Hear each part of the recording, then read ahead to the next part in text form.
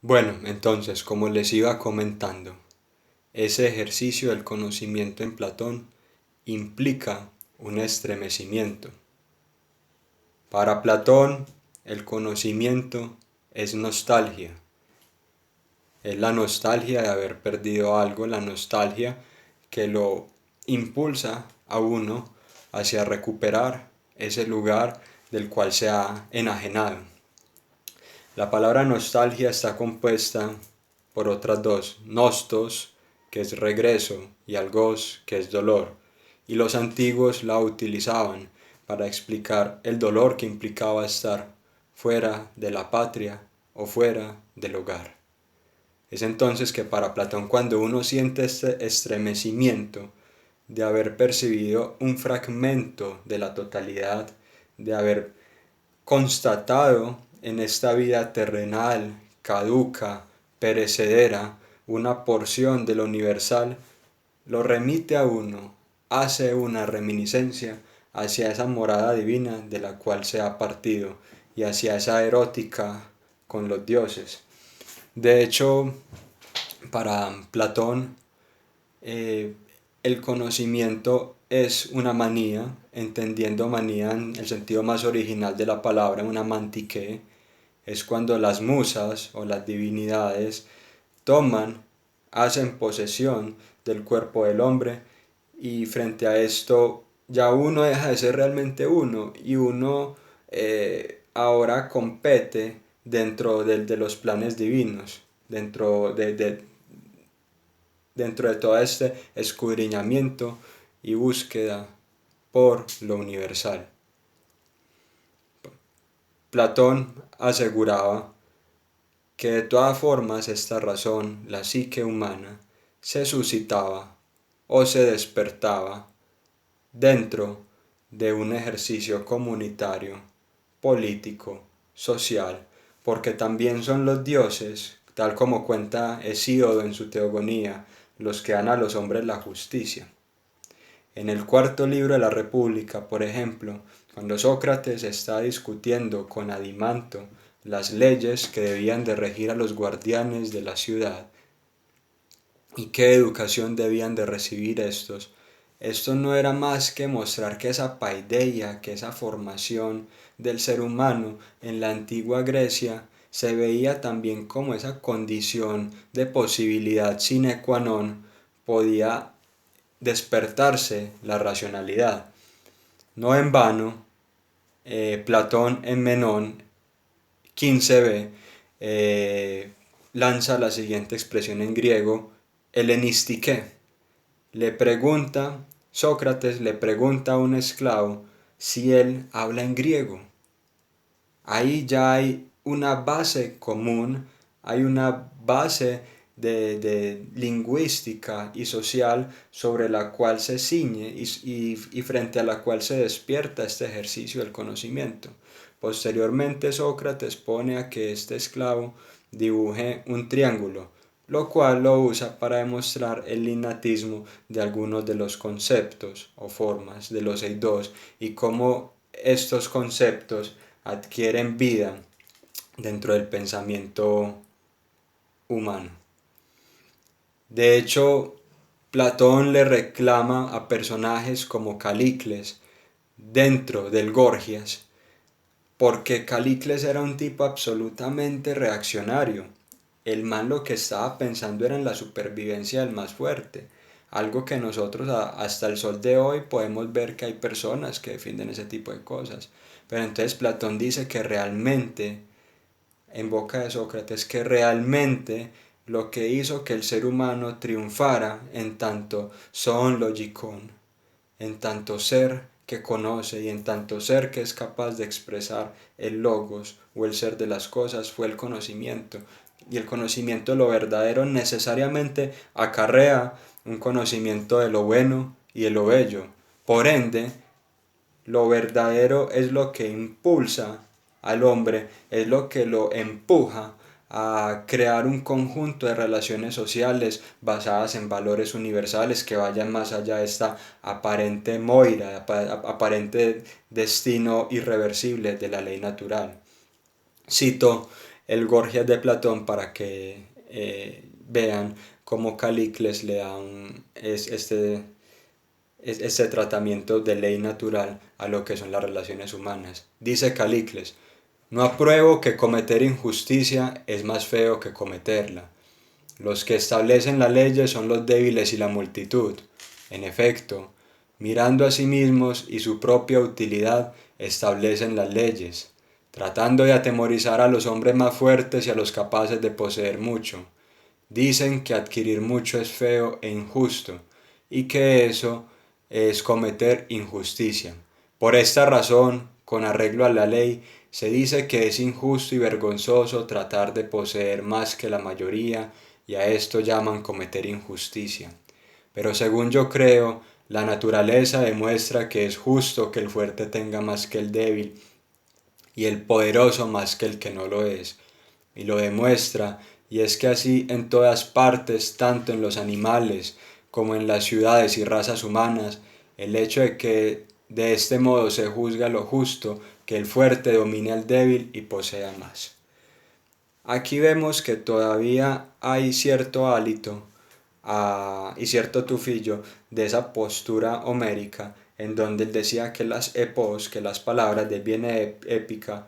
nada más podían ser cantadas de estos hombres aristocráticos, de estos hombres que eran más fuertes y que aparentemente la naturaleza los había dotado de cierta superioridad. Pero entonces aquí ya Sócrates, haciéndole una crítica a esta postura que expresa Calicles, dice que lo que realmente hace fuerte al hombre, lo que realmente lo hace valiente, lo que realmente lo hace digno de fama, Cleos, es el conocimiento y la búsqueda implacable por la verdad. De lo contrario estaría más cerca o de los animales que no tienen polis, como vemos, o los cíclopes y estos monstruos como les he yo explicado antes, o de los dioses que ya son tan perfectos y tan virtuosos que no requieren entonces del arbitrio, de la razón, porque ellos ya en sí mismos son lo bello, lo bueno y lo verdadero. Realmente aquí Sócrates y Platón lo que hacen es un juego sumamente interesante, intentando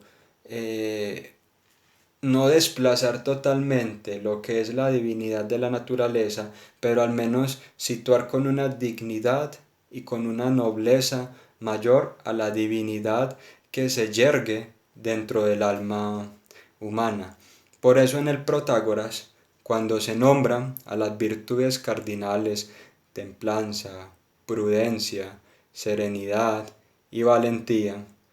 esa palabra valentía, Andreia, ya no está relacionada con esa Andreia propia del periodo homérico y de todo ese ciclo homérico que era una masculinidad desaforada que únicamente tenía como meta ir en perjuicio del otro, ir a asesinar, ir y cometer rapiña, abusos, sino que esta Andreia dentro del Protágoras adquiere una connotación de tipo intelectual. La Andreia, la valentía platónica, no es más que aquel que tiene esa tenacidad, que aquel que tiene ese coraje de ir en búsqueda de la verdad, de ir en búsqueda de lo divino.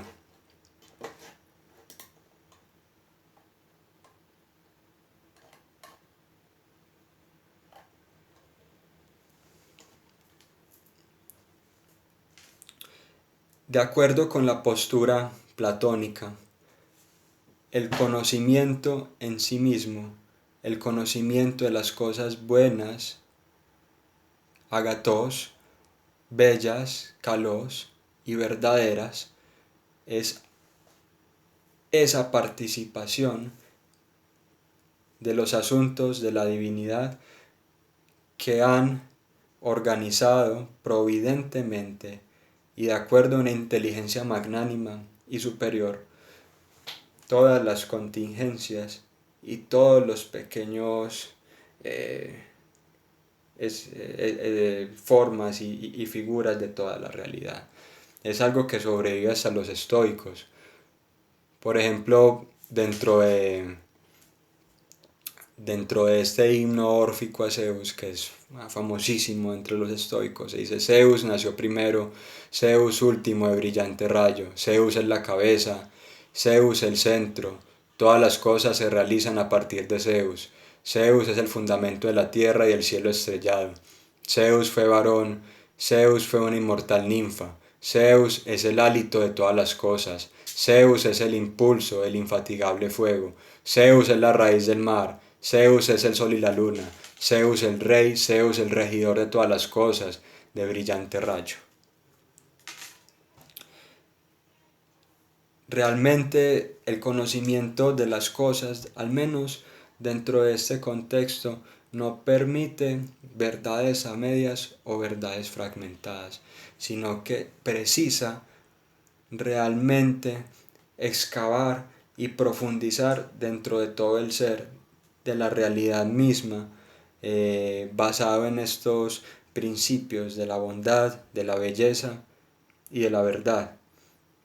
No sea el lujo de tener unas verdades a medias como las que tenemos hoy en día y que nosotros pretendemos revestir con un halo de absolutez.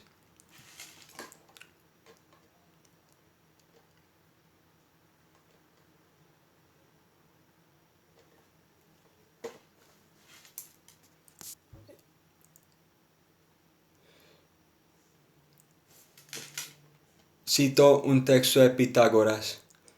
que, bueno, no de Pitágoras, sino de Porfirio,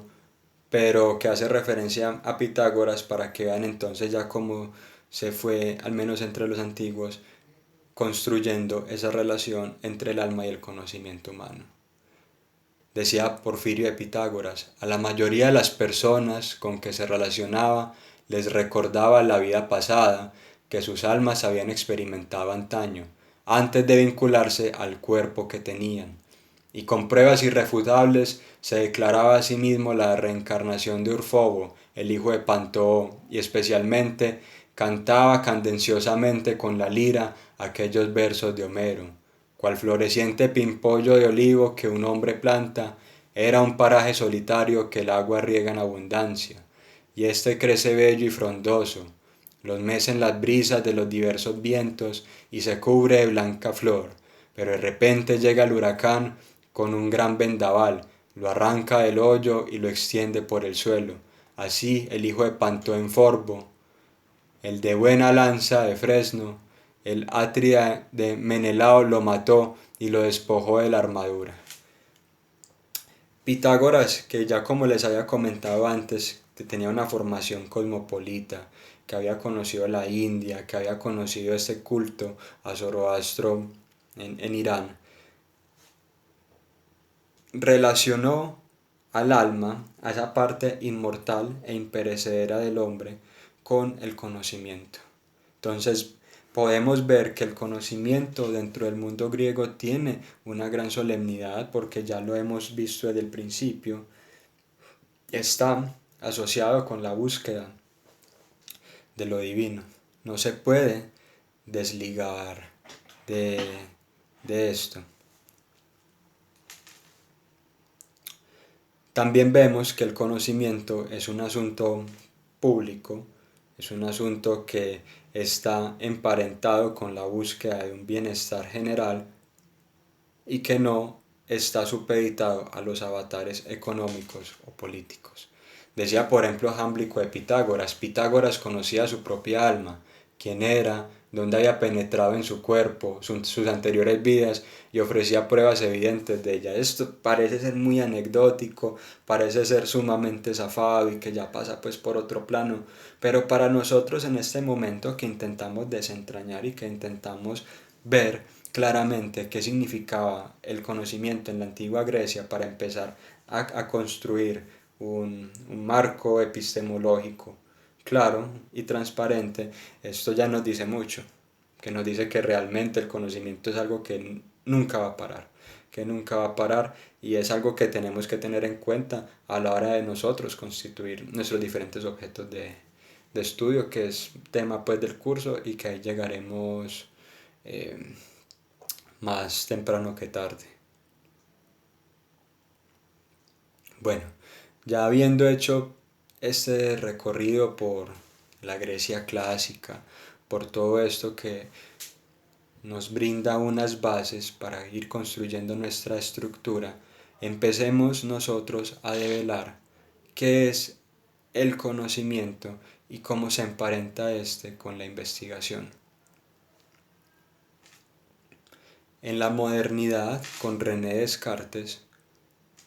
ya hubo un giro hacia la subjetividad, hacia la res cogitans, hacia el ser que piensa. Todo pensamiento sobre los diferentes objetos está de acuerdo con Descartes, acompañado de mis propias representaciones. Y esto fue un gran giro que hizo la modernidad al situar al conocimiento dentro de la mente y el alma del ser humano. Ya no era simplemente la adecuación del pensamiento con el mundo, sino cómo este mundo antes debía de irse adecuando a las representaciones trascendentales de la subjetividad. Kant, yendo en detrimento de posturas dogmáticas y de las posturas propias del escepticismo de los ingleses, que tenían como gran estandarte a David Hume, procura por construir su piso teórico sobre la base de las categorías del entendimiento, de las categorías lógicas trascendentales. De acuerdo con Kant, y muy a diferencia del sensualismo y ese empirismo de David Hume, la experiencia no es la parte más determinante dentro del conocimiento del ser humano. Por el contrario, hay que ver cómo esas categorías trascendentales del entendimiento son las que permiten cuajar y son el caldo de cultivo, la parte activa de la racionalidad y el conocimiento humano, que organizan de una manera clara a todo el conjunto de la realidad. Kant entonces se preguntaba cuál era ese sustento del conocimiento incondicionado que va más allá de la contingencia, de la necesidad y de la experiencia, y entonces halló a esas categorías lógicas y trascendentales, categorías que me permiten a mí dirimir sobre las diferentes características de los objetos y formular juicios racionales que se precien de ser ciertos y que se precien también después de tener una comprobación de tipo empírica. Estas categorías del entendimiento no dependen de mis sentidos particulares, ni de mi cerebro particular, ni de mi sistema nervioso particular, sino que son todo ese edificio con el cual está equipada la mente humana de manera universal y que está transversal a todos los seres pensantes y que por ende se da de una forma totalmente abstracta y formal. Kant, por ejemplo, se preguntaba, ¿cómo yo tengo la certeza de que un objeto posee muchas características? Posee una magnitud, ocupa un espacio, ocupa un tiempo, posee un número, está en relación con otros objetos, y a partir de esta dialéctica de las categorías fue que entendió que es el conocimiento del hombre como principio activo y como agente que está en constante búsqueda del objeto, es ese principio activo el que organiza a la realidad. Y ahí ya Kant nos brinda algunas pistas que nos van a ser de mucho interés, porque realmente nosotros muchas veces tendemos a caer en esos vicios en donde pensamos que la verdad es subjetiva y que depende de la perspectiva, pero entonces ya este hombre puso los rudimentos, plantó las raíces para que podamos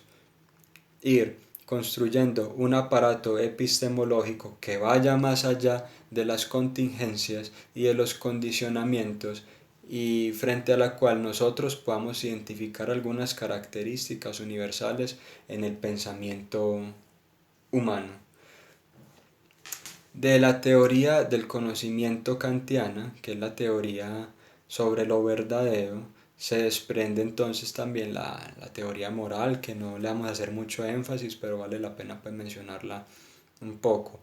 Así entonces, como existe esta unidad de la percepción en un yo trascendental, es decir, no en un yo particular, sino en uno que va más allá de mi singularidad y más allá de los objetos, que es capaz pues, de aprenderlos y de formar juicios. Así también el alma humana, que es el habitáculo de las intenciones de carácter moral, entonces aparentemente debe estar desprendida de todo condicionamiento, de toda contingencia, para poder obrar de acuerdo a imperativos universales que lo acerquen más a una concepción sobre una concepción más prístina sobre la libertad, sobre Dios, y de una manera autónoma, es decir, sin la dependencia de estamentos clericales o instituciones de tipo política, que era pues el gran miedo ilustrado con el antiguo régimen. Ya después fue Hegel que en el siglo XIX, realizándole una crítica a Kant, se dio cuenta que es imposible pensar el conocimiento humano de una manera tan abstracta. Si bien, de acuerdo con Hegel, era verdad que Kant había logrado triunfar sobre esas psicologías de tipo empírica y sobre el dogmatismo que había legado la escolástica y el racionalismo, decía que Kant se había encargado de esculpir una subjetividad sin contenido, una subjetividad desvestida y desligada de todo el ámbito existencial y vital. Para Hegel es inadmisible pensar el conocimiento por fuera de las coordenadas sociohistóricas que permiten que se desarrolle el aparato cognitivo del ser humano. Hegel va a decir entonces que es preciso entablar un diálogo entre el contexto histórico, las representaciones culturales y también esas maneras en las que el ser humano va constituyendo su aparato epistemológico, es decir, su conocimiento. De acuerdo con Hegel, la realidad se produce de una forma dialéctica,